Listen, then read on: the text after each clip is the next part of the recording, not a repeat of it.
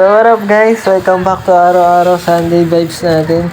Ngayong araw pala guys, naglalaro ako ng BMX ko dito. Ito pala ang first love ko guys, yung BMX na to. So ito guys, commercial pala tayo guys, commercial. May dumaan na dalawa shiponi. So ayun guys, tuloy tayo sa kwento. So ngayon na lang ulit ako nakapagbuo ng BMX ko guys. So shoutout muna pala sa mga tropa natin diyang Scambular, kaya paring Alec at paring Robiet. Yan, isa natin kay Scambular yan. So ito guys, tuloy tayo dito sa pag-BMX natin. So may binubuo pala akong isang trick dito guys, manual 180. So nakailang take na rin ako, so hindi pa nabubuo. Mukhang wala na ako ng lakas dito guys. So pero okay lang yan, tuloy lang tayo. Magbubuo din natin yan kasi halos 5 years na rin kasi kung nabakante sa BMX guys. So ngayon lang ulit ako nakapagbuo, 2024. 5 years na rin tayo nabakante. So kahit pa paano may mga trick pa naman tayo, kaya lang nahihirapan na tayong ma-perfect yan kasi nabakante tayo. Pero kaya natin yan, hindi tayo titigil hanggat makuha yung nais natin syempre. Ayun, no? So ayan, shoutout pala sa mga nanonood dyan. Ayun, mukhang binibideo ako ni Kuya.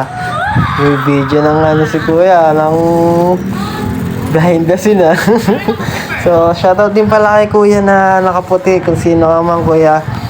Alam mo yun, kung pag napanood mo video na to, salamat pala dun sa pagpapatabi dun sa naka-red na lalaki, magtatay ata yan. So ayun, nagbibideo din si Kuya. So pinaano kasi guys niya, pinaalis niya doon, pinatabi niya yung naka-red na lalaki para makatrick ako kahit di ko pa siya kilala guys. So siya na nag-usang nagsabi na may nagtitricks daw doon. So ayun guys, nabuo ko na pala dito guys, manual 180. So medyo sketchy pa nga pero okay lang, na tatak natin yan. Fuck! Anis! So not bad for today's video guys, nakabuo naman tayo ng isang trick. So, okay na yan.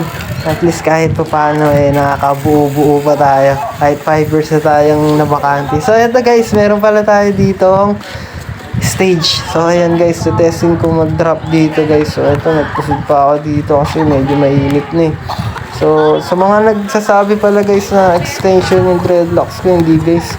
Natural pala yan. So, pero okay lang, normal lang yan. Natural lang yan. So ayan guys, nandito na tayo sa ibabaw ng stage.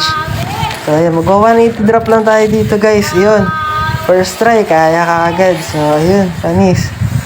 Pakak! Panis. Tapos nag-half top lang ako dito.